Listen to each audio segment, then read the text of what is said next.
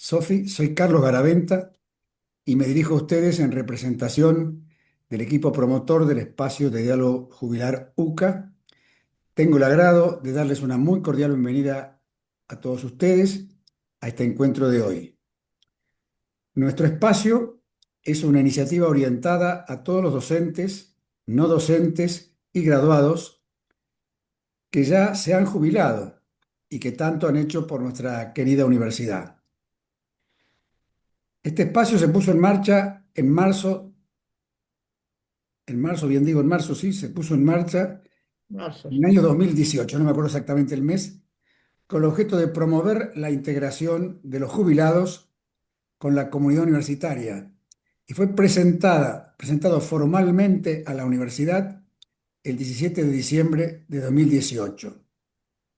Cuenta con el apoyo del rector, doctor Miguel Ángel Schiavone, y con la opinión favorable y unánime de todos los decanos.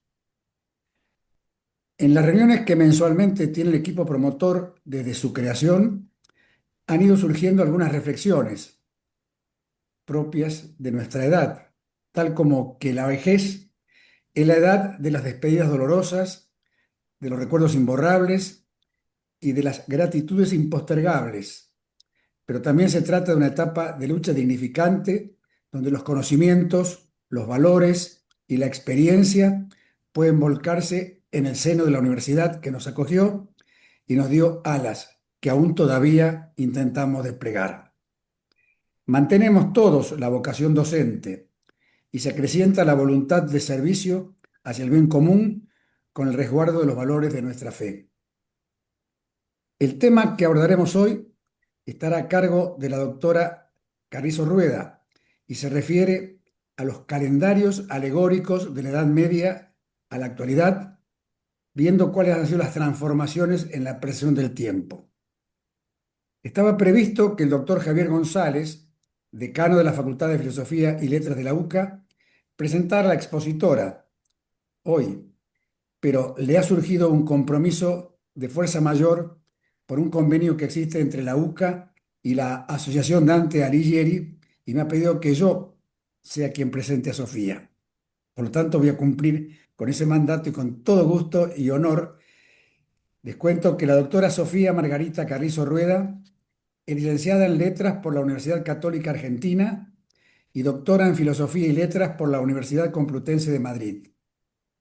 Ha sido profesora titular ordinaria de Análisis del Discurso Literario en la Facultad de Filosofía y Letras de la UCA, donde también desempeñó cargos directivos. Actualmente es profesora emérita. En el CONICET ha sido investigadora principal. Es académica de la Academia Argentina de Letras. Es autora de 4 libros y de 150 trabajos sobre temas de literatura española y literatura hispanoamericana que se han publicado en el país y en el extranjero. La exposición de la doctora Carrizo Rueda será de unos 45 minutos y luego tendremos 30 minutos, 20 o 30 minutos más para preguntas y respuestas que podrán ser realizadas en forma verbal, levantando la mano y cuando yo los vea le doy la palabra, ¿eh? O mediante el chat. El cierre de esta reunión está previsto para las 19:30. Estimada Sofía, adelante. Muchas gracias, Carlos. Voy directo entonces para que no nos el tiempo nos impida entrar en las preguntas y respuestas. Voy a comenzar ya. Planteando en principio que este tema del que voy a hablar es un tema que nos es muy familiar, porque hoy en día los calendarios alegóricos forman parte de nuestra vida cotidiana. Yo he traído aquí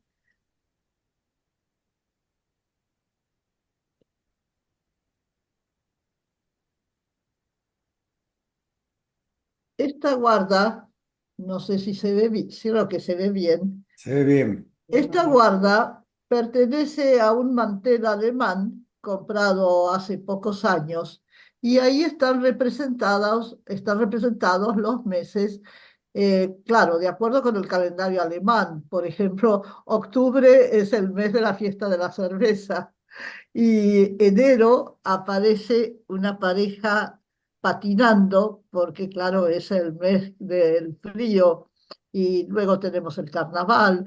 En septiembre tenemos una ardilla que colecciona nueces.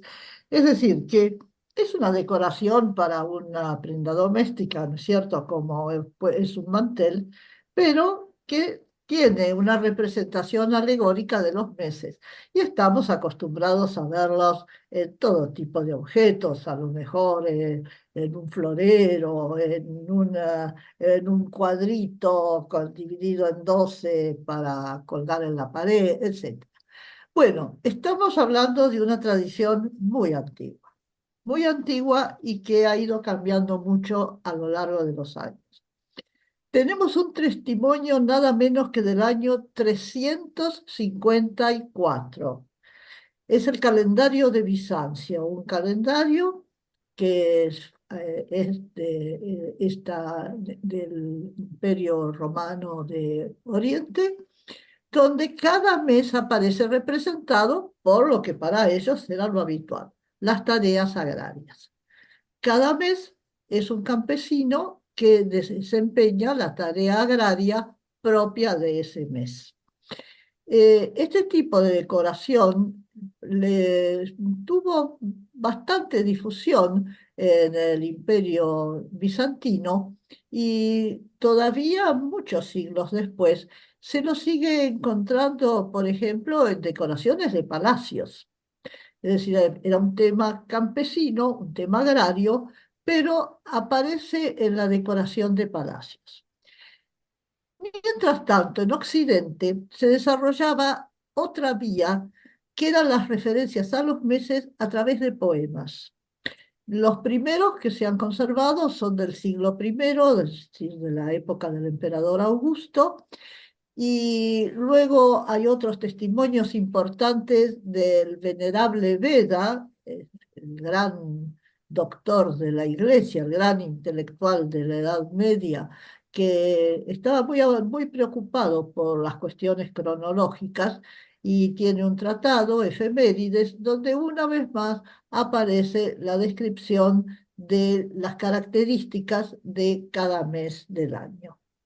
Así las cosas, llegamos más o menos a fines del siglo XII, principios del siglo XIII, cuando se da una conjunción, porque los textos escritos a sus descripciones, que por lo general eran de descripciones de sensaciones propias de cada estación, quizá a veces no solo no de los meses, sino de las estaciones, empiezan a asimilar las expresiones visuales propias de los mosaicos bizantinos. Entonces se da un cruce muy interesante, porque ahí tenemos descripciones de los meses que se siguen refiriendo, por supuesto, a las tareas agrarias, porque era el medio de vida de sociedades, eran sociedades agrarias, pero también incorporan, por ejemplo, las sensaciones del calor del verano, el frío del invierno, eh, y incorporan una costumbre más que costumbre, una profesión más, que es la de la guerra, propia de la sociedad medieval. Mayo es el mes de la partida a la guerra. Entonces, lo interesante es rastrear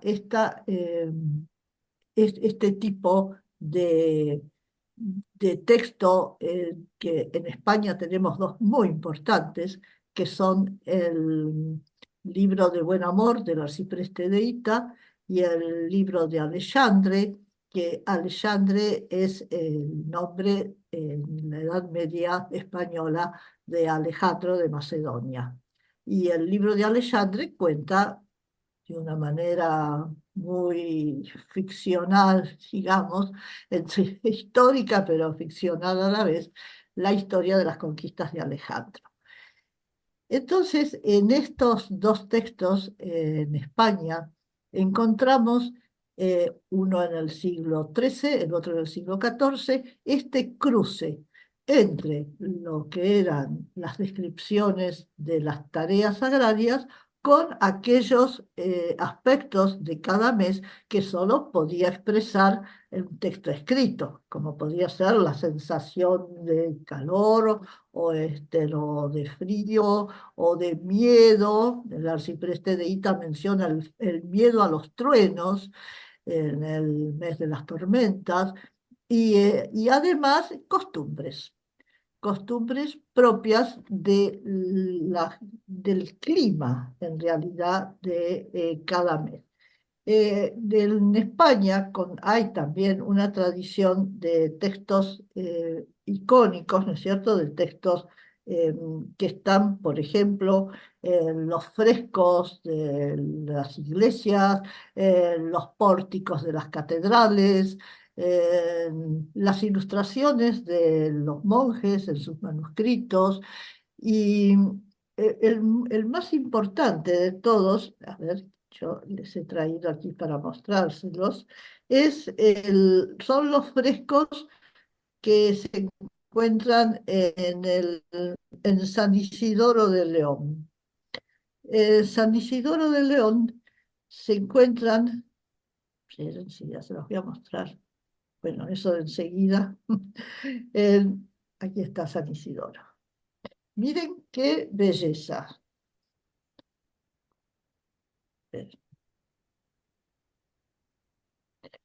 Está toda la cripta recubierta por estos frescos que representan la creación.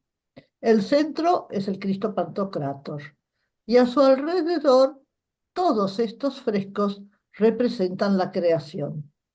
Entre los aspectos representativos de la creación está la alegoría de los distintos meses.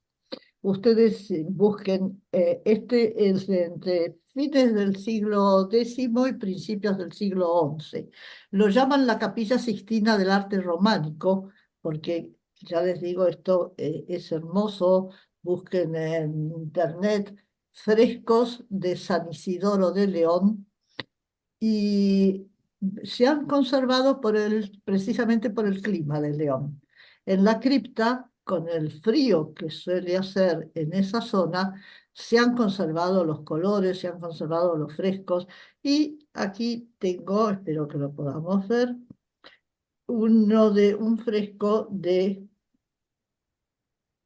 este es el mes de septiembre, que en España es el mes de la vendimia, y aquí está el mes de septiembre recogiendo uvas.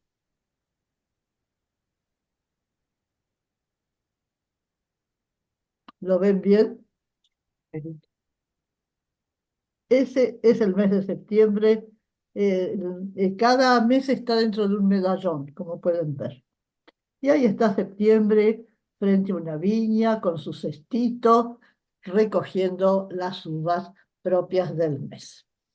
Bueno, entonces, como les decía, esta tradición propia de las artes visuales se cruza con la tradición propia de la escritura y da lugar a textos maravillosos como los que vamos a comentar.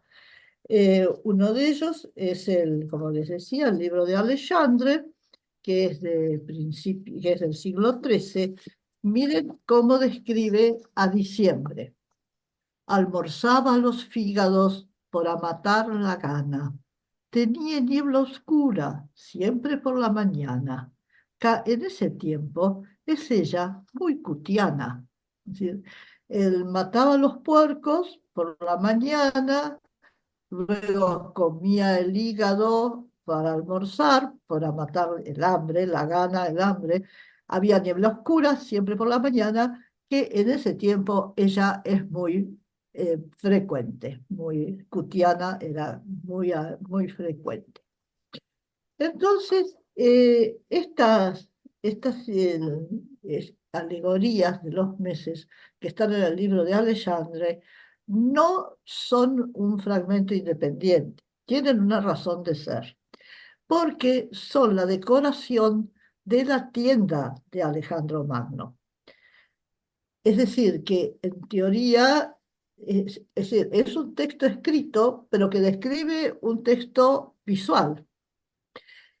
Y esa descripción dentro de la tienda del héroe tiene un marco muy importante que nos va a recordar a lo que hemos dicho, que en San Isidoro de León las alegorías de los meses están como parte de la creación cuyo centro es el Cristo Pantocrátor. Miren lo que pasa en el texto del libro de Alejandro.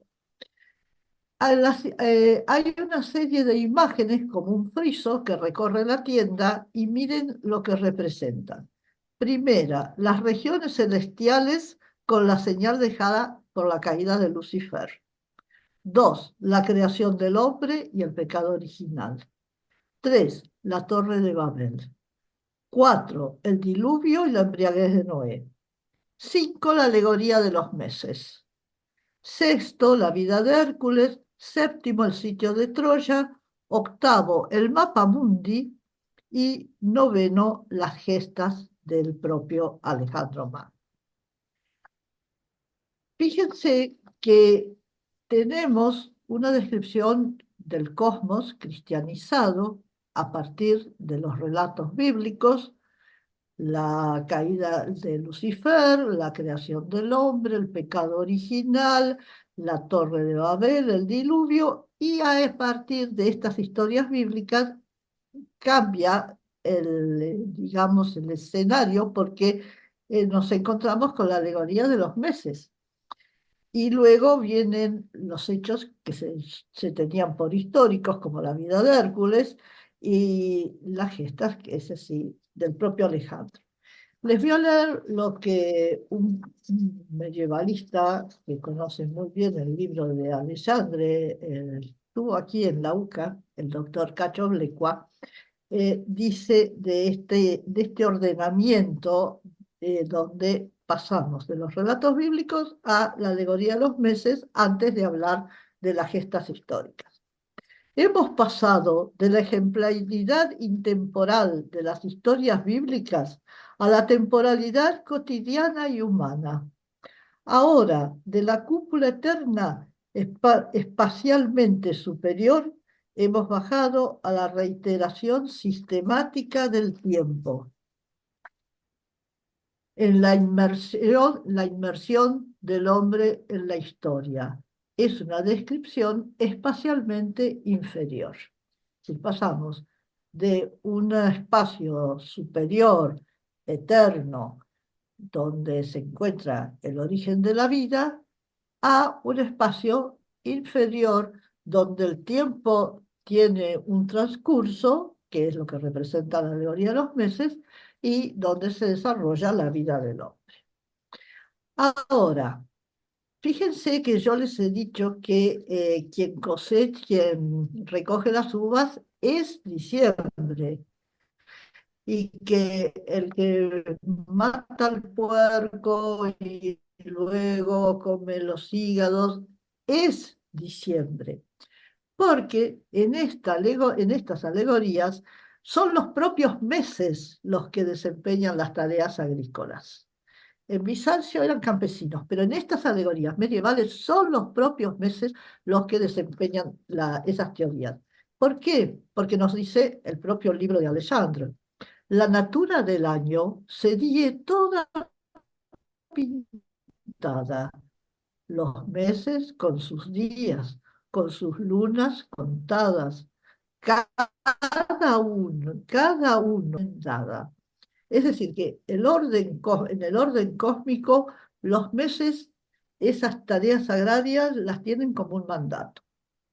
Es decir, el tiempo se desarrolla a través de las estaciones y de los cambios propios de cada mes dentro de las estaciones, como parte de un gran concierto cósmico donde cada uno tiene un lugar y está jerárquicamente ubicado. Ahora, algo que nos puede llamar la atención es que en estas alegorías de los meses, tanto en las icónicas, las que son propias de las artes plásticas como de la escritura, no aparecen las sequías y las inundaciones. Son muy regulares porque precisamente están reflejando el orden querido por Dios para el tiempo. Y ese orden, cuando hay sequías, inundaciones, pestes, que había, como hay siempre, y en aquella época quizá era más frecuente el problema de las enfermedades de los animales, de las plantas, etcétera, son como los pecados de los hombres, son la ruptura del orden querido por Dios. Así como desde que Adán y Eva son expulsados del paraíso, se convierten en pecadores, la propia naturaleza sufre esa ruptura en su relación con Dios y entonces esta regularidad donde cada mes tenía una tarea asignada, se rompe como se rompe en una vida humana el orden de los mandamientos a través del pecado.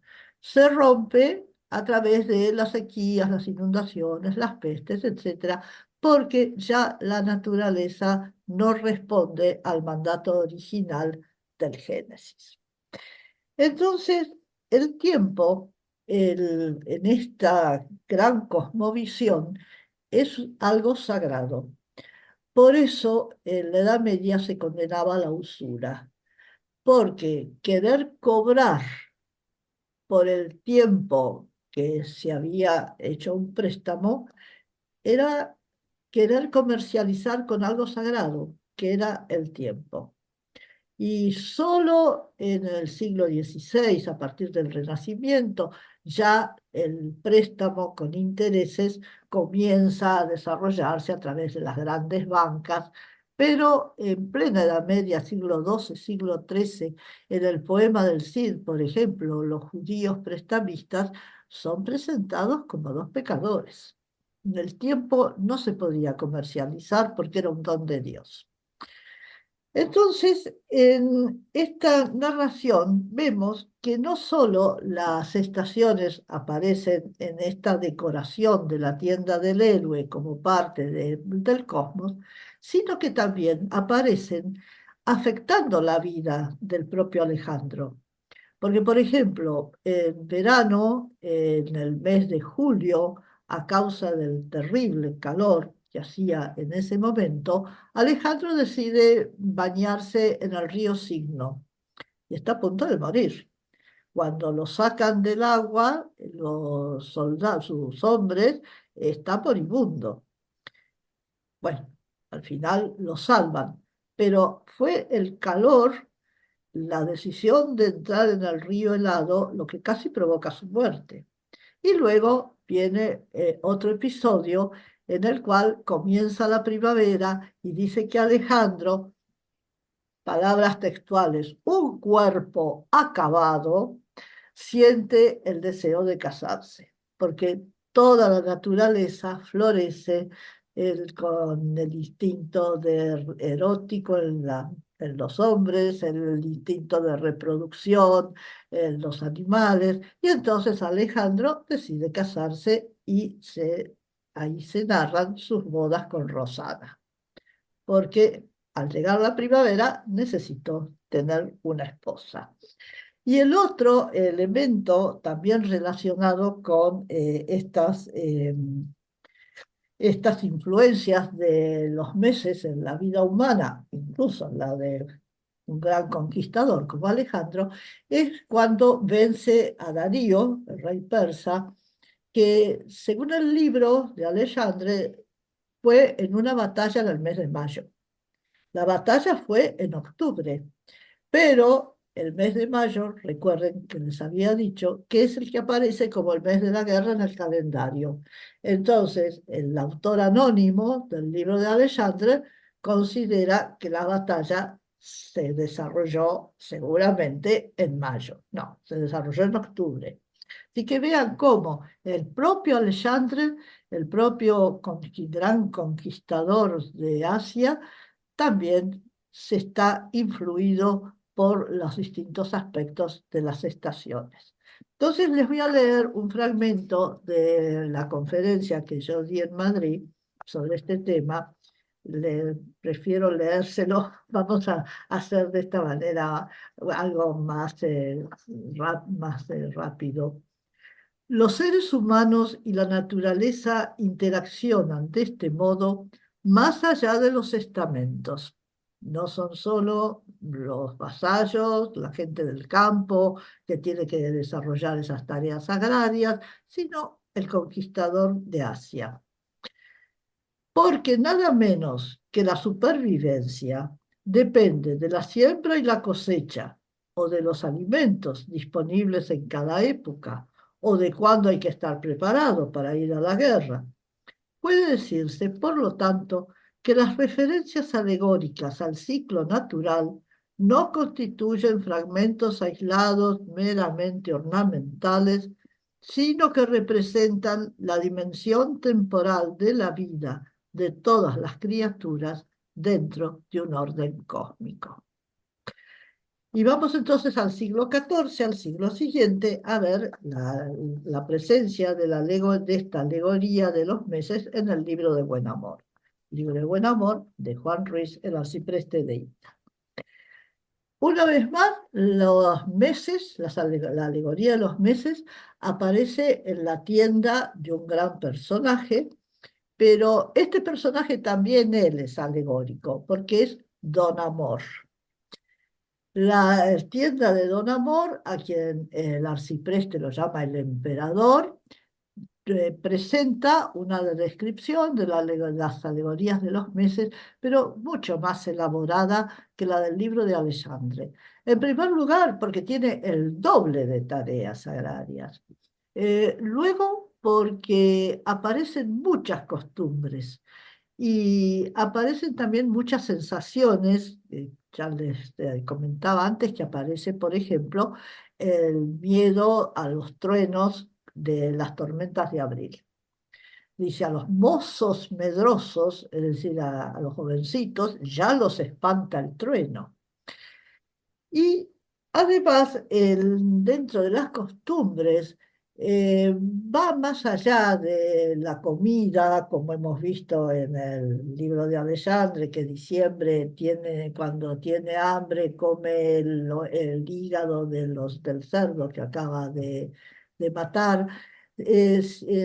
Aparecen costumbres domésticas de todo tipo, y la que a mí más me ha interesado, y he escrito un trabajo sobre ello, es que cuando llega el invierno, todos se juntan alrededor del fuego para escuchar a las mujeres mayores que cuentan las tradiciones orales. Dice, las viejas tras el fuego ya dicen sus pastrañas. Esto es algo propio del arcipreste y de España. La mujer mayor como transmisora de la cultura oral. La mujer mayor que cuenta historias, fábulas, eh, enseña refranes y que da lugar a reuniones comunitarias alrededor del fuego que aparece representado en la alegoría de Juan Ruiz. Porque en otras alegorías de los meses, porque como les decía, surgieron en todos los países europeos, aparece a lo mejor un hombre, no una mujer, un hombre y solo. En cambio, en España es una mujer y es una reunión comunitaria. Esto es propio de, bueno, el arcipreste lo remarca en su alegoría, pero es algo muy propio de España.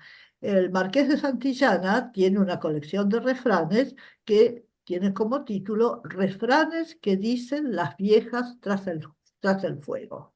Es decir, que es una costumbre propia de España, es una costumbre que da lugar a la vida comunitaria y a la transmisión de la cultura oral, que es propia de las sociedades sagradas. Bueno, les voy a leer también una descripción del mes de julio del libro de Buen Amor.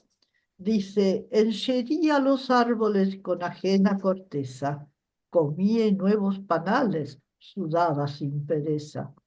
Bebía las aguas frías de su naturaleza, traía las manos tintas de la mucha cereza.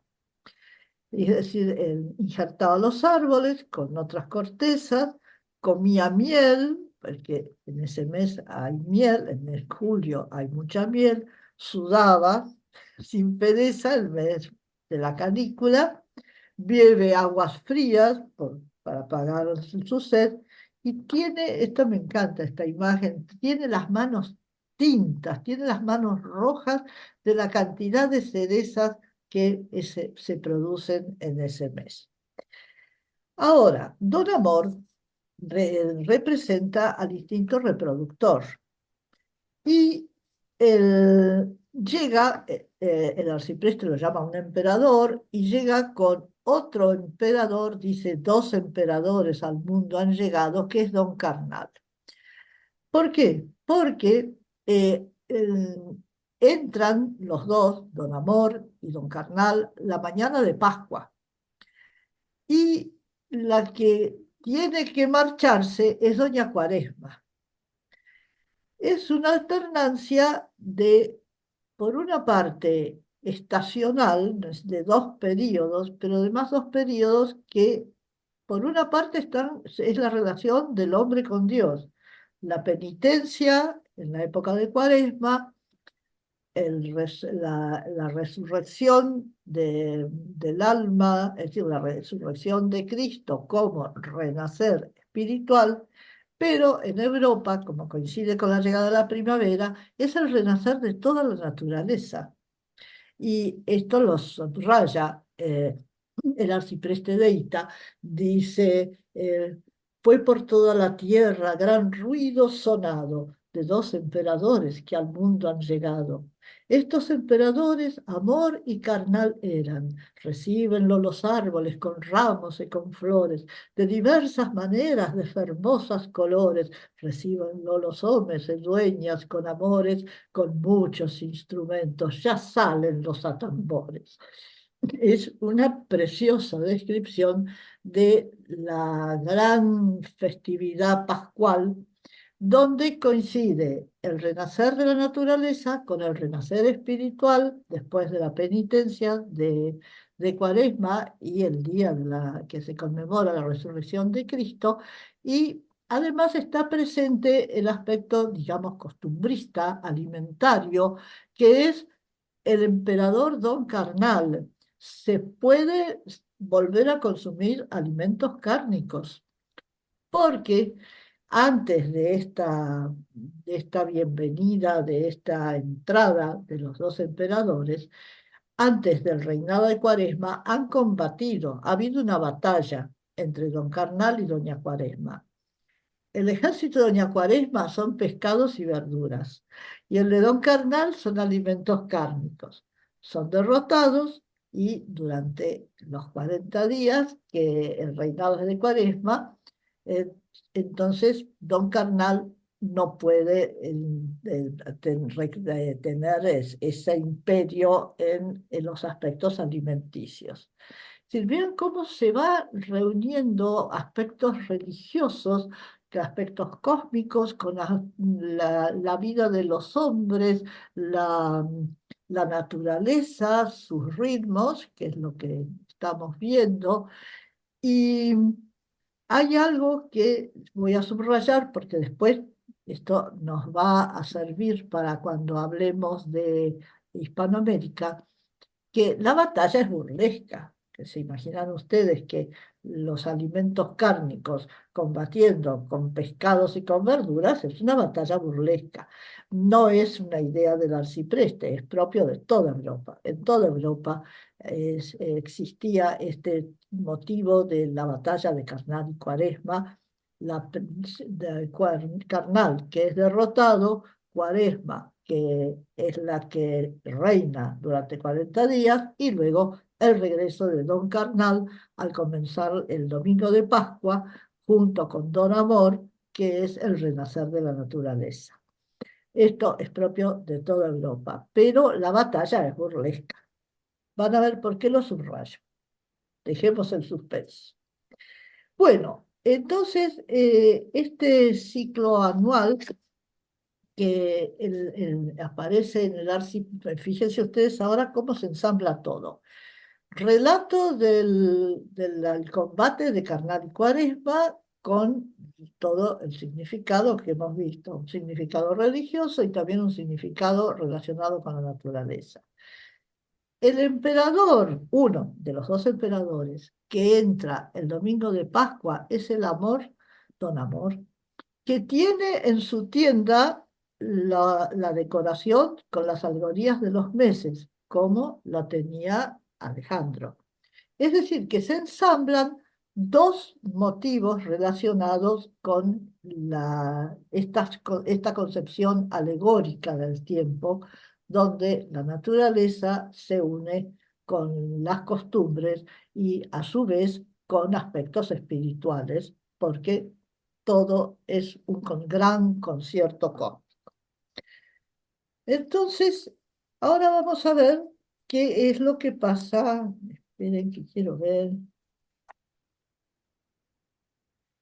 Sí, son tanto la descripción de las alegorías de los meses de las que hemos hablado, como esta batalla de Carnal y Cuaresma, que también es una medida temporal, es un ciclo que se repite, pero que tiene un significado espiritual muy evidente, es una cristianización de un motivo muy arcaico, que es la época de el invierno con la escasez de alimento y la época posterior a la primavera, cuando toda la naturaleza florece y hay mucho alimento disponible.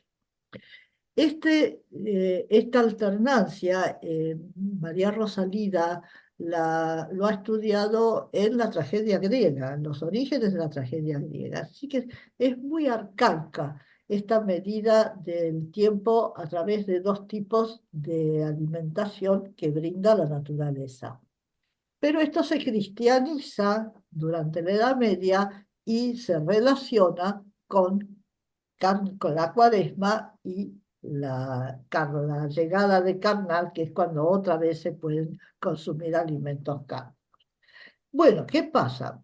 En el arcipreste hemos visto que las dos medidas del tiempo, los dos tipos de ciclos, están unidos, porque es el relato del reinado de Cuaresma, el regreso de Carnal con Don Amor, en la decoración de la tienda de Don Amor, pero los dos motivos, el combate de los alimentos y el de las alegorías de los meses, cuando pasan de Hispanoamérica se separan. Ya no los vamos a ver juntos como en el libro de Buen Amor. Los vamos a ver como desarrollos independientes.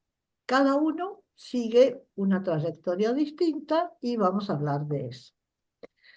El primer testimonio que tenemos es el calendario que aparece en la primer nueva corónica, en lugar de crónica, corónica, y buen gobierno de Felipe Guamán Poma de Ayala.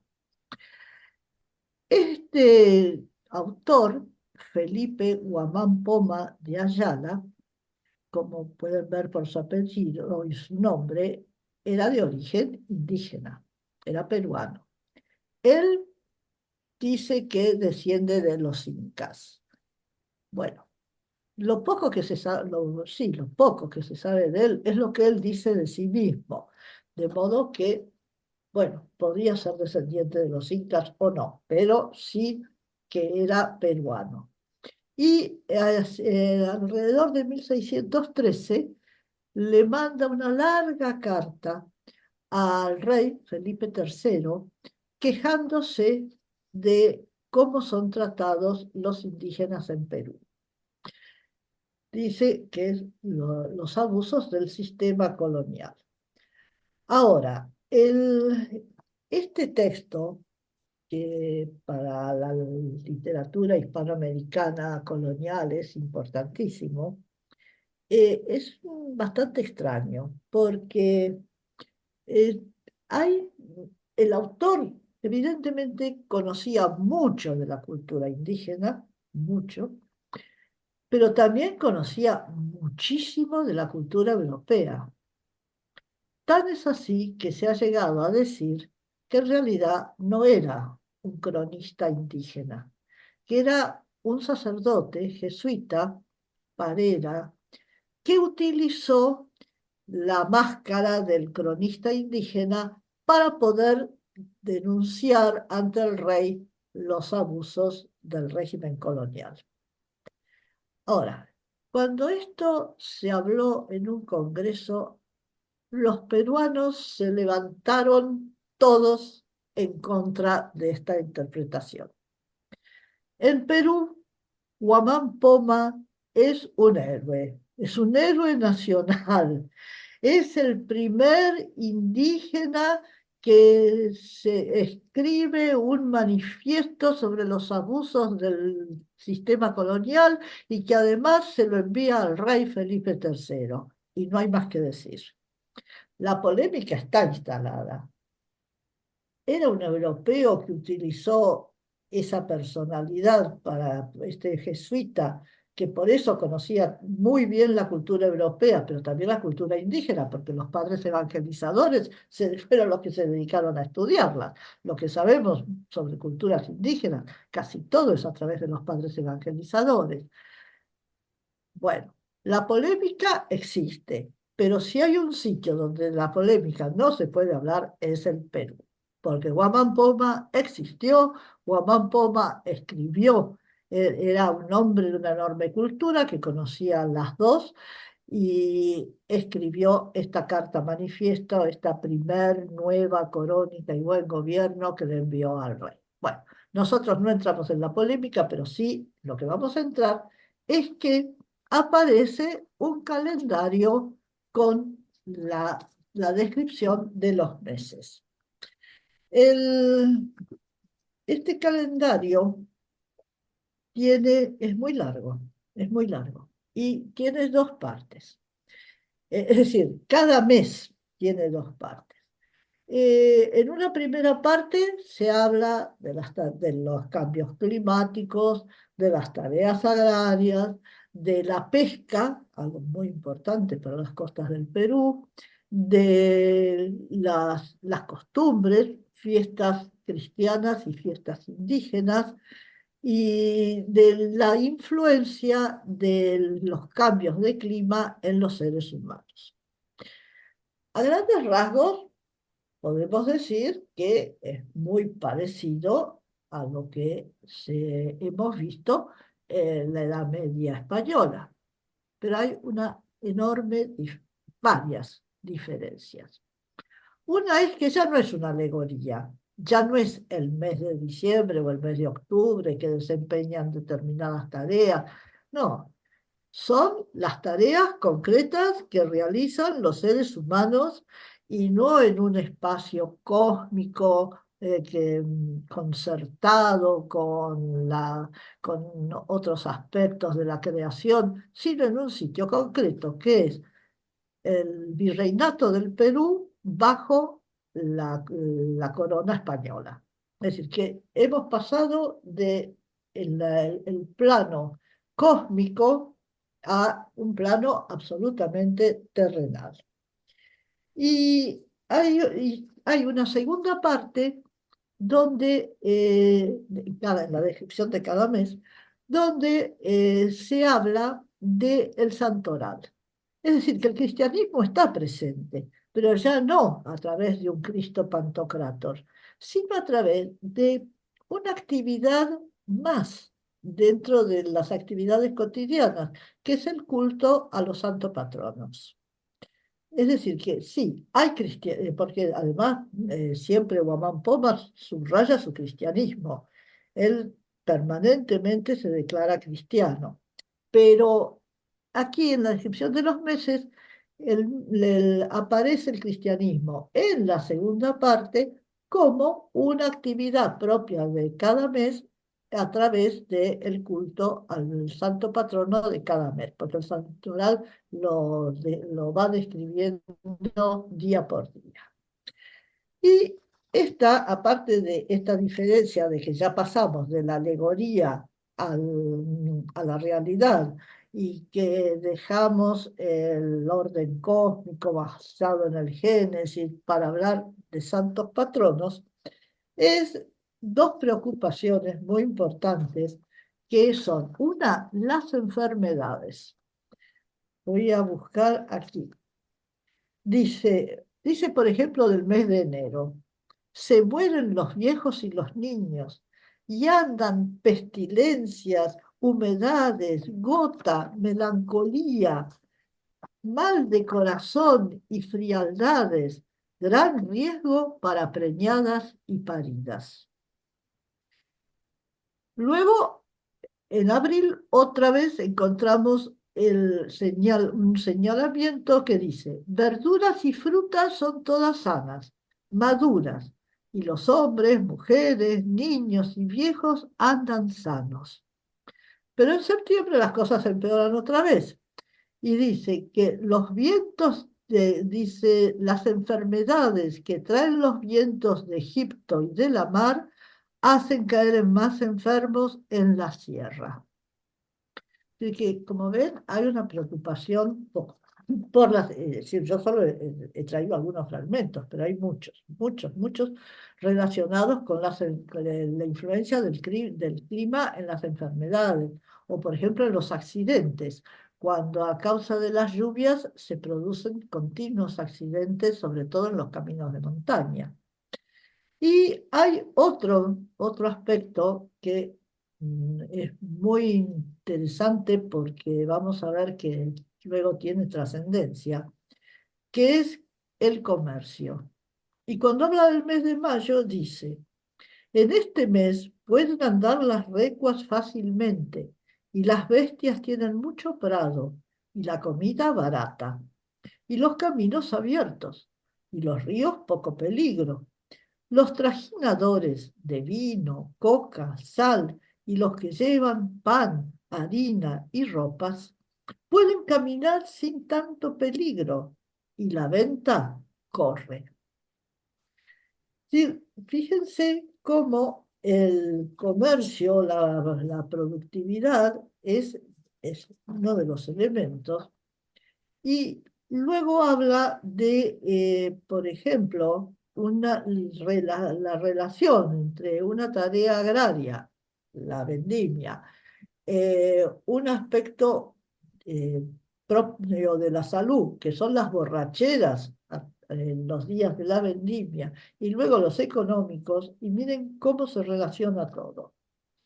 Y es la fuerza del vino, pestilencia y muerte de los indios yungas y de los indios serranos. Y así es muy justo que no se le dé ninguna botija de vino ni de mosto, y que se encierren en una bodega y de allí se la venda a buen precio. Y así andarán todos sanos y no se matarán entre ellos. Así que fíjense cómo ahí se relaciona la tarea agraria con un vicio, una enfermedad en definitiva, y cómo él le recomienda al rey que se guarde el vino en las bodegas, que los trabajadores de la vendimia no tengan acceso, porque de esa manera ellos van a andar sanos y ese vino se va a vender a buen precio. Una vez más el comercio. Entonces yo les leo un fragmento más de lo que escribí. El deseo del cronista es que el rey conozca las conductas no solo contrarias a la prédica del cristianismo, sino también al sentido común, porque él permanentemente acusa a los corregidores y a los propios sacerdotes de que no se ocupan del bienestar del pueblo, ¿no? Contrarias a la prédica del cristianismo, sino también al sentido común, porque subraya que cuanto más ricos sean los habitantes, más abundancia producirán aquellas tierras para beneficio de todos. Ciclos naturales, meses y hombres ya no aparecen como partícipes de un concierto cósmico jerárquicamente ordenado, sino como actores que interactúan en un escenario real, dinámico, donde los seres humanos pueden intervenir para cambiar su rumbo. Todas estas cosas que él describe son cosas que no solo se pueden cambiar, él le dice al rey que se deben cambiar. La percepción del tiempo se relaciona ahora con una perspectiva propia de la edad moderna, que es su potencial para incrementar la productividad en procura de un mayor bienestar general. Es el propósito que persigue el texto de esta carta crónica, donde la descripción de los meses no es ya un componente rector, sino un aspecto más de la utopía de un buen gobierno. Ahora vamos a ver, a trasladarnos, ¿cómo voy de tiempo? Tengo todavía, ¿no? Bueno, venimos a la Argentina. Venimos a la Argentina en el siglo XIX, donde vamos a encontrar el otro gran tema temporal, que es el de la batalla de los alimentos. Hemos visto la alegoría de los meses, ahora vamos a ver el de la batalla de los alimentos. En el norte de las provincias del norte de nuestro país, Juan Alfonso Carrizo recogió cantidad de coplas del siglo XIX en adelante, porque fue un trabajo de campo, así que era lo que conocían de memoria las personas que él entrevistó, y publicó un libro extraordinario, Antecedentes hispano-medievales de la poesía tradicional argentina. Él conocía muy bien la literatura española y entonces, cuando fue recogiendo las coplas, se fue dando cuenta de su relación con antiguas coplas españolas. Varias de ellas se refieren a sucesos históricos. Y estos sucesos, como les decía, son propios del siglo XIX, porque están en la memoria de quienes conocían las coplas. Y se corresponden con la época de las guerras de los caudillos. Ese periodo entre 1817 y 1870, más o menos, donde sí se fue formando nuestra nacionalidad, pero con un costo en sangre, porque las guerras interiores, tanto dentro de las provincias como de las provincias, frente al centralismo de Buenos Aires, dejaron muchas vidas y tuvieron episodios muy sangrientos. Entonces, no es extraño que cuando en 1920 Juan Alfonso Carrizo hace su trabajo de campo, se encuentre con coplas que narraban aquellos acontecimientos, porque o todavía estaban vivos algunos protagonistas, ya eran de mucha edad, pero había sobrevivientes, y luego sus descendientes que habían escuchado estas historias. Y aquí, entonces, vamos a ver una copla de la provincia de Catamarca. Diz que viene el hombre malo, valiente poncho amarillo, amenaza con la muerte, resfalando su cuchillo, y se oye que viene peleando a un regimiento de brevas. Las peras van de vanguardia, los damascos de avanzada, las sandias, aunque pintadas, han de pelear como fieras. Las partidas de Tanico a la sierra se adentraron. Los serranos, por huir, algunos se despeñaron. Se bajan al portezuelo, hallan la gente cansada, azotan en Santa Cruz y degüellan en Guaycama. Vemos este Tanico que lucha contra un ejército de frutos de la región, evidentemente nos recuerda a la batalla de los alimentos cárnicos con los pescados, que era propio de la tradición medieval. Pero aquí hay varios cambios, porque en primer lugar, ya no es el combate cristianizado de Carnal y Cuaresma, sino que es el combate del hambre representado por este personaje, Poncho Amarillo, que también más adelante es llamado Tanico y en otras coplas es llamado Juan Delgado, tiene distintos sobrenombres, pero es muy cruel. Y la gran novedad, digamos, que aportan estas coplas es que luego fíjense que ha pasado de la descripción del combate de los alimentos, las sandías, aunque picadas, han de pelear como fieras, a los seres humanos. Las partidas de Tanico, es decir, las partidas de este personaje, este sí alegórico, el hambre, sí, que recorre los campos, a la sierra se le entraron los serranos, ya son los seres humanos, por huir se despeñaron, y luego aparecen sitios muy concretos, el Portezuelo, Santa Cruz y Guaycama. Y ya no es una batalla burlesca, porque vemos que algunos mueren despeñados y que otros son degollados, cosa que era muy común entre las guerras de los caudillos. El degüello era una práctica, desgraciadamente, muy habitual entre las partidas irregulares que recorrían los campos. Pero hay algo más, porque mencionan a esta localidad Guaycama. Y Guaycama fue la cuna y el sitio donde residía Felipe Varela, que fue uno de los caudillos más conocidos. Tal es así que muchos de ustedes recordarán una samba, Felipe Varela viene cruzando el cañaveral, y que dice, galopa en el horizonte tras muerta y polvaredal, porque Felipe Varela matando viene y se va. Es decir, que es un episodio de aquella época, de aquella guerra, y aquí mencionan Guaycama.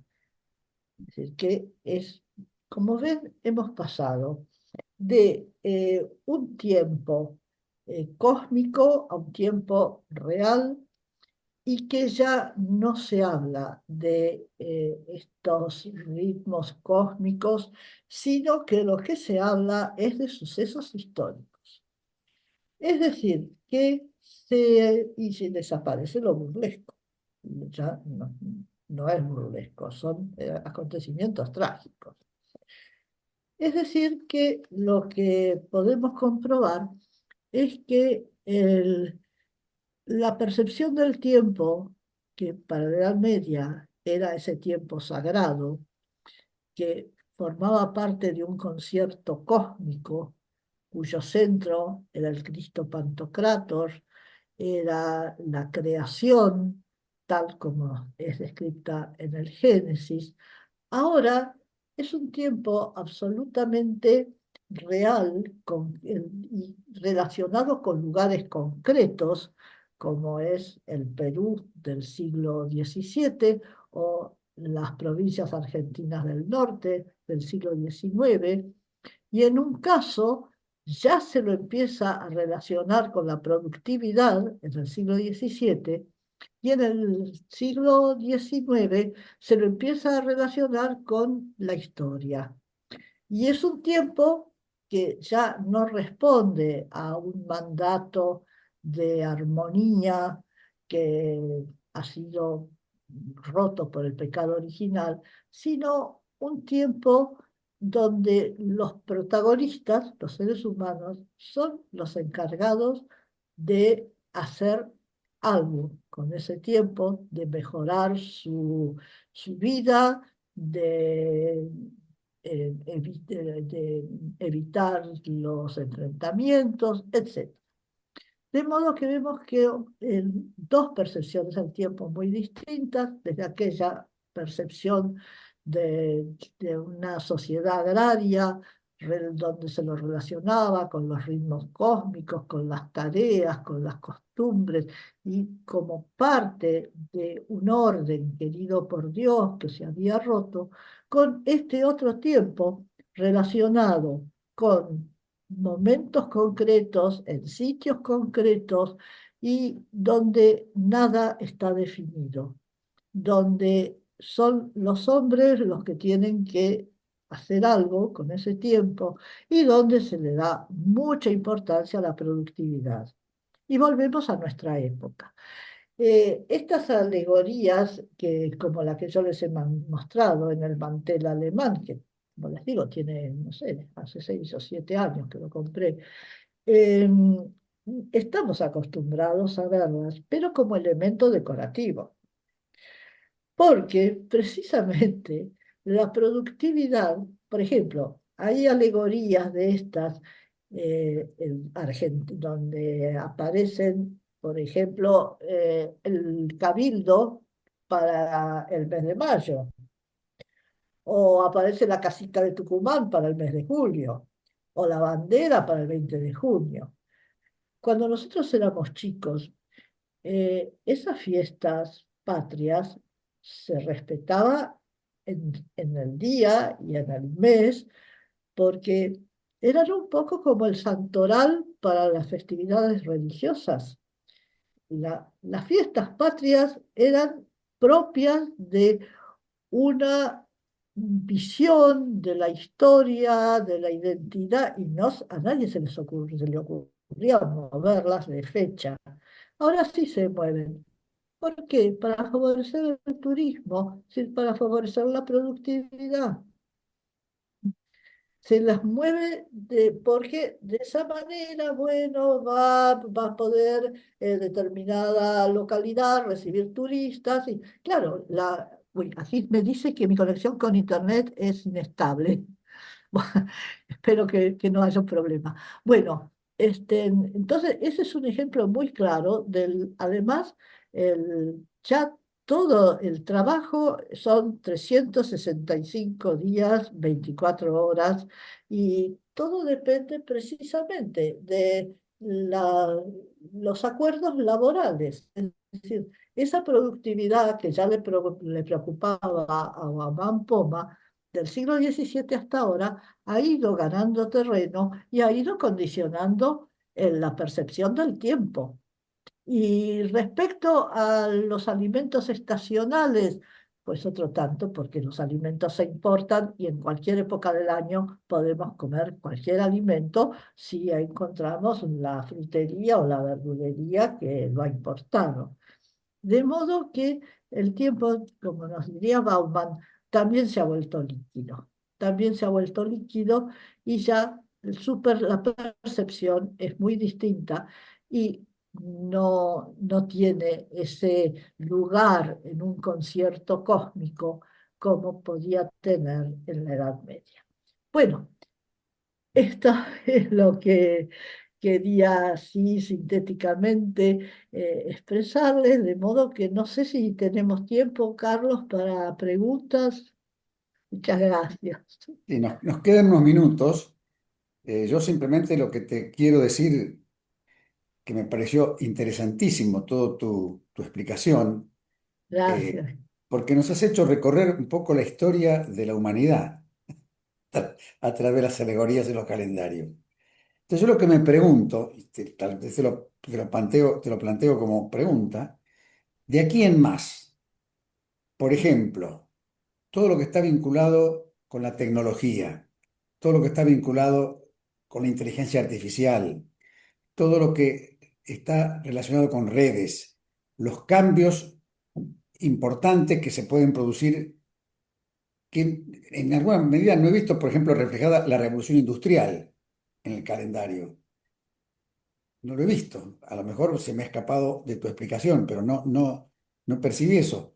O la... No, no, yo, claro, perdón, yo, claro, he presentado un panorama muy resumido para poner distintas épocas, ¿no es cierto? La Edad Media, la Edad Moderna y Claro, prácticamente claro. la época actual. Sí, durante la Revolución Industrial, permanecen todavía las alegorías de los meses, porque todavía Europa es una sociedad en gran parte agraria. La Claro, revolución industrial va cambiando las cosas, pero la sociedad agraria todavía está viva en muchos países, por ejemplo en España, la sociedad agraria está muy viva, incluso en Alemania.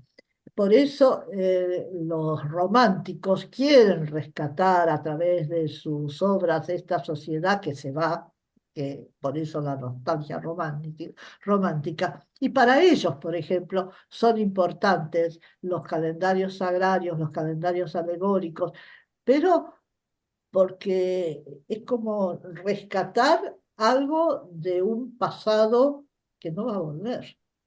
sí, no, lógico. Después, el otro aspecto, Y fíjense que la sábana que yo les he mostrado es alemana, sábana de un mantel. Es que tengo también sábanas, tengo de todo. Donde yo veo algo con la alegoría de los meses lo compro. Bueno, ese mantel es alemán. Presenta una alegoría de los meses actualizada porque aparece, por ejemplo, un barquito para las vacaciones, aparece un angelito para Navidad, aparece esta pareja patinando muy abrigada para el mes de enero. Y aparece un campesino. Bueno, aparece la fiesta de la cerveza para ellos, y es una fiesta claro, agraria. en Alemania es Este, clarísimo, claro. Y es decir, que yo creo que Alemania, por influjo de lo que fue el romanticismo alemán, porque el romanticismo alemán con personalidades como Goethe, Schiller, pues, bueno, y su música, porque sus músicos eran músicos y poetas, bueno, que además porque tiene ese culto por la naturaleza, los alemanes sienten un verdadero culto por la naturaleza. Han conservado estas alegorías de los meses, pero no no para ajustar su vida a estas alegorías, sino como un recurso decorativo al que le dan mucha importancia, pero como recurso decorativo. claro. Y otra cosa que también tenemos, aparte del recurso decorativo, se utiliza como recurso narrativo. Ustedes habrán visto muchas películas donde para demostrar que va pasando el tiempo, que el protagonista va creciendo, aparece el mismo lugar en invierno, en primavera, en otoño, en verano, y se van repitiendo las imágenes para que Mm, los espectadores nos demos cuenta de que ha pasado un año o más. Es claro, decir, que estas alegorías no han desaparecido y no creo que desaparezcan, porque por una parte, como elemento decorativo sigue teniendo vigencia. Hablábamos de que aquí en la Argentina podemos ver a lo mejor en un calendario escolar, podemos ver representado el cabildo, la escarapela, etcétera. Y es decir, que como elemento decorativo, siguen teniendo vigencia y como elemento narrativo, como una manera de que todos nos demos cuenta de que el tiempo está pasando. Porque este es un tema que necesitaría mucho más idem para desarrollarlo, que es el de nuestra percepción de los ciclos, precisamente de los ciclos naturales, como una de nuestras primeras experiencias de vida. sí, Esto es sí, algo que estudia la semántica y la neurología. En la percepción de los ciclos temporales. Hemos hablado solo de las estaciones, pero luego está el de la noche y el día, claro, otro ciclo natural, que también para nosotros ya con la luz artificial y ahora con las luces LED y con la calefacción y con el aire acondicionado, pues tampoco es algo que nos influya directamente en nuestras vidas. Pero sí, para un niño, el cambio de niño pequeño, ¿no? Porque esto es lo que estudia la neurología, son experiencias muy tempranas, no son experiencias racionales. Y quizá por esas experiencias tan tempranas seguimos encontrando eh, una guía, digamos, algo que nos oriente dentro del paso del tiempo, que son los ciclos estacionales y los ciclos de la noche y el día. No sé si he contestado a tu pregunta, Sí, sí, por Carlos. supuesto. ¿Puedo No, no, preguntarte algo? adelante, adelante, María Luisa. Perdón, no. Eh, no, yo lo que me parece que seguramente vos lo has de ver es lo del paso del tiempo, porque esto de los calendarios, creo yo, es como tratar de agarrarlo, tenerlo ahí y ver cómo va pasando el día a día, ¿no? Si, por ejemplo, uno está esperando las vacaciones, ahora te digo, o se fue tu mamá de, de viaje, entonces va cruzando los días hasta que vuelva.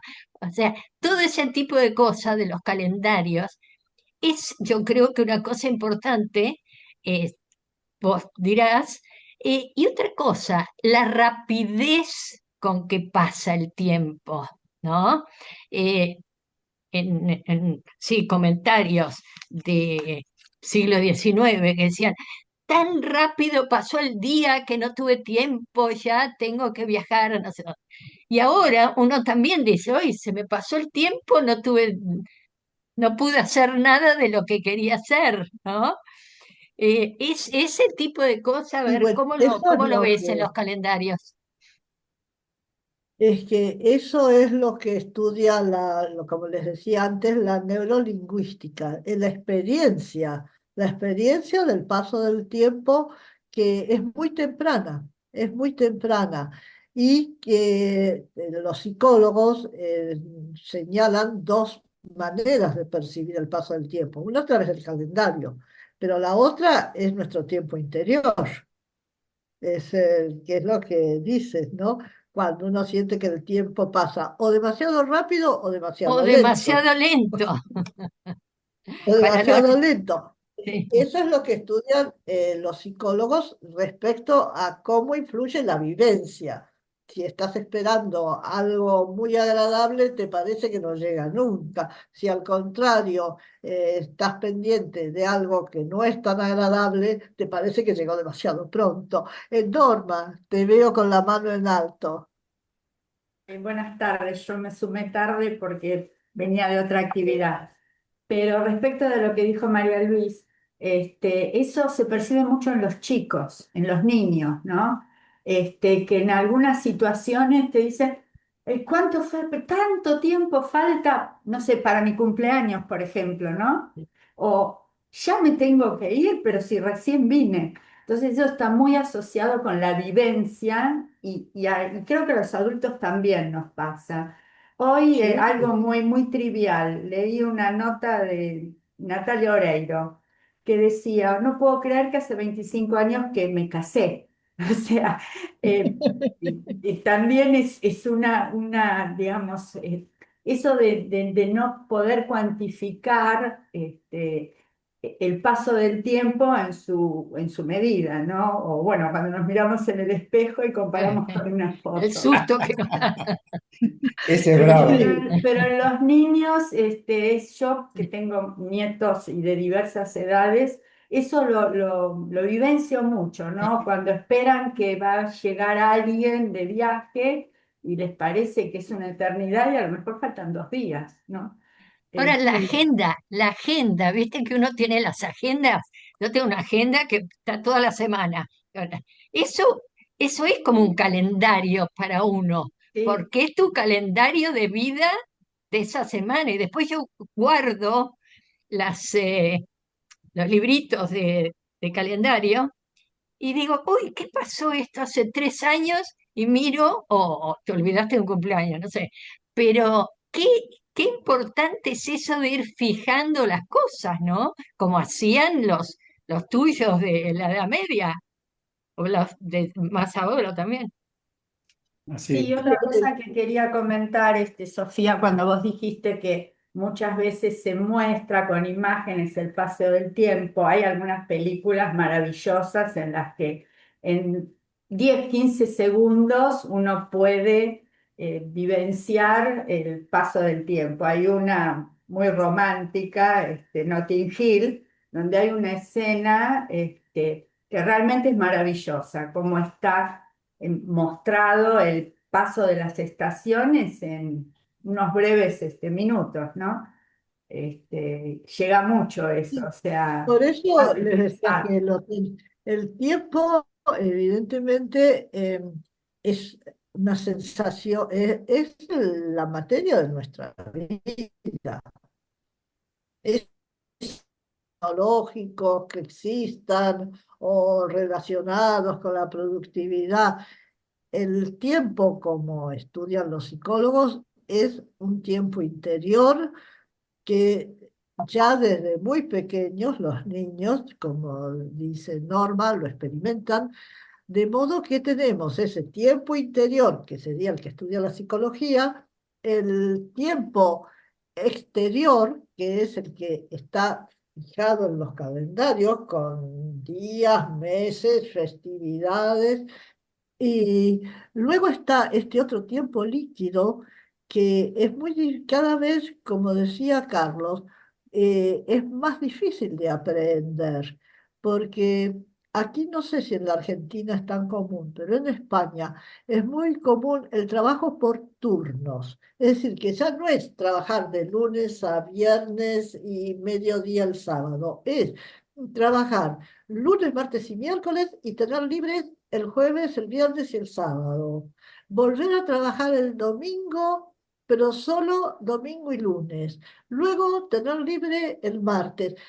Es terrible, porque yo conozco gente joven que está trabajando, los sobrinos, ¿no? Que están trabajando de esa manera. Y es una locura, porque es muy difícil decir, salimos tal día a almorzar, ah, no, tal día no puedo salir a almorzar porque tengo un turno. Y es un sábado. Perdonen, la batería me dice que se está agotando. Me voy a pasar a otro lugar para De poder todos modos, de conectarla. todos modos, no te Un preocupes poquito. mucho porque quedan apenas 5 minutos, ¿eh? Ah, bueno, pero los vamos a aprovechar. Aprovechémoslo, porque ha sido sumamente interesante todo lo que se ha conversado. Sí, lindísimo. Claro, porque te hace recorrer ideas, uno Claro, las tiene ahí latentes, pero cuando como hizo Sofía, te va partiendo de la Edad Media, te das cuenta cómo el calendario, el que uses, el escolar o el religioso, o como mencionaba vos, María Luis, la agenda, es un elemento indispensable en la vida del ser humano. tal Sin cual. agenda te perdés todo. Todo. Pero además, lo Ya estoy importante de de la vuelta. agenda es escribirla y mirar la agenda. Sí, Solamente la escribís. Ahora tener el auxilio de los teléfonos, que te marcas algo y te toca el timbre el día que marcaste. sí, Entonces eso te ayuda mucho a no olvidarte, pero la importancia del sí, calendario en la vida del ser humano es indudable. indudable, sí. Y había otra, ya que estamos en los minutos que nos quedan, lo, lo acabo de conectar, así que vamos a poder estar estos 5 minutos. Los padres de la iglesia en el siglo tercero, el siglo cuarto, tomaron estos aspectos del tiempo cósmico para enseñar lo que es la resurrección. Porque decían, vosotros veis como las plantas en invierno están muertas, están cubiertas por la tierra, pero cuando llega la primavera renacen. Y así ocurre con el alma, así ocurre con el cuerpo, que nosotros creemos que está muerto, que está bajo tierra, pero que luego el alma resucita decir, cómo resucitó Cristo, ¿no es cierto? Entonces utilizaban esa metáfora para enseñar que siempre, decían, siempre existe la resurrección. La resurrección que vemos en la primavera es la resurrección que tendrá nuestra alma luego de la muerte cuando se encuentre en el otro mundo, ¿no? Es decir, que está muy, muy relacionado con todos estos aspectos están muy Claro. relacionados con la vida. Con Y la hay vida. un tema que no hemos tratado porque sería meternos en otro, en otro tema complejo, que es el del reloj, porque para la Edad Media las horas se medían por el cambio de luz. El cambio de la luz y o sea, cosas relacionadas con el cambio de la luz, como cuando en el poema del Cid, para señalar que empieza la batalla, dicen que cantaron los gallos. Es decir, amaneció, dice, aprisa cantan los gallos, es decir, y quieren quebrar albores, es decir, cantan los gallos, ya parece que se quiebra el cielo, y es el momento de empezar la batalla. Y, las horas monásticas también se regían por la luz. Es decir, todo estaba relacionado a una sociedad que tenía muy pocas, porque esto es muy interesante, ¿no? Estudiarlo, lo que era para la Edad Media la luz y el calor que, bueno, los que podían y tenían leña suficiente para hacer un buen fuego, para para tener velas, esos eran los que vivían mejor, pero los que tenían escasez de leña, escasez de luz, tenían que arreglar con lo que podían. Y entonces, esta relación con la luz, que era lo que medía los tiempos, incluso los tiempos estacionales, ¿no? La luz que dura mucho más a partir de la primavera y mucho menos, no digamos lo que es en el norte de Europa, los meses de invierno. Pero todo esto cambió con el reloj, porque el reloj empezó a marcar las horas más allá de los cambios de luz. ¿Y quiénes fueron los primeros en poner relojes en las ciudades? Los mercaderes. Una vez más fue la relación del tiempo con un trabajo productivo, porque cuando se medía el tiempo solo por la luz, claro, no era tan fácil organizar el trabajo en un taller, por ejemplo, en un taller textil, que eran los talleres más importantes en muchas ciudades europeas. No, no era tan fácil organizarlo de acuerdo a la salida del sol y no digamos si eran esos sitios donde todo el invierno son más los días nublados que los de luz. Y entonces se puso el reloj para que Muy cuando sonaban interesante. las campanadas del reloj, los obreros se presentaran a trabajar, dejaran de trabajar para comer y volvieran al trabajo y luego volvieran a sus casas. Todo marcado mecánicamente. Y Está bueno, bien. y hoy para nosotros con el tiempo nos pasa lo mismo. Es terrible porque son 24 por 7, ¿no? 24 horas los 7 días, que depende de cada trabajo y del sitio donde uno trabaje, el, el horario, que a lo mejor es un horario nocturno, Muy no, bien, Sofía. no Bueno, tiene hablando del nada que reloj, ver la luz. ya estamos con tiempo cumplido. Bueno, Carlos, Yo quiero ir cerrando, pero agradecerte especialmente, Sofía, por la magnífica charla que nos has dado. hay muchas gracias. Magnífica, más que conferencia, fue una conversación sumamente interesante. Veo que ahí Jorge aplaude y todos aplaudimos con el corazón. Sí. Y avisarles que, bueno, julio es un mes de receso, o sea que no vamos a tener actividad, pero para agosto está pensado un tema muy interesante y que nos preocupa a todos, que es relacionado con la caída en el índice de natalidad y todos los problemas que se generan a partir de este hecho real que está ocurriendo en todo el mundo, que genera problemas de índole familiar, de índole económico, de índole previsional, de índole social.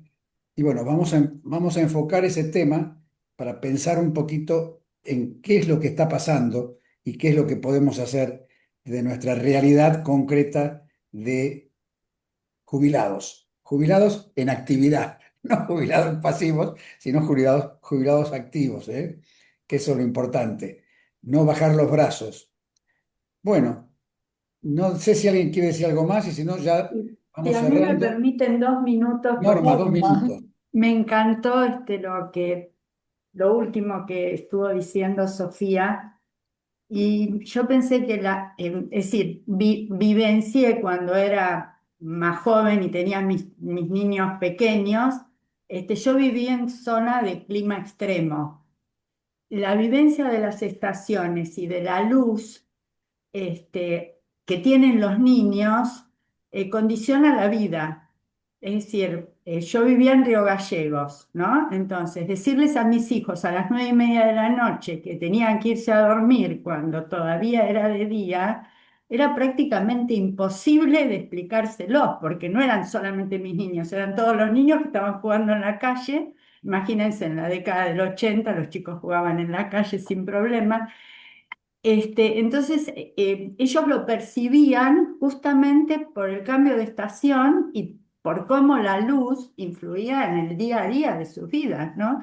Entonces, era difícil explicarles que había que cumplir con el reloj, digamos, que vos mencionaste, ¿no? Tal Porque cual. para ellos era de día o en invierno al revés, cómo levantar. De hecho, los niños pequeños no iban al colegio a la mañana, iban a la tarde. Porque cómo hacerle entender a un niño que a las 9 de la mañana, que era de noche, tenía que salir para el colegio. Entonces, es mucho de Muy esto que bien. vos hablaste de la luz, ¿no? Cómo influye en la actividad que nosotros desarrollamos y que usando el reloj las podemos ordenar, pero al niño no le interesa el reloj. Bueno, Un comentario un te poco agrego, Sofía, que personal, mirando un pero poquito al chat, por si había alguna pregunta, no hay preguntas, pero sí hay comentarios muy Pedro, elogiosos, gente que se veo que siente Pedro tiene muy la mano en la satisfecha con tu mano. explicación y con tu charla.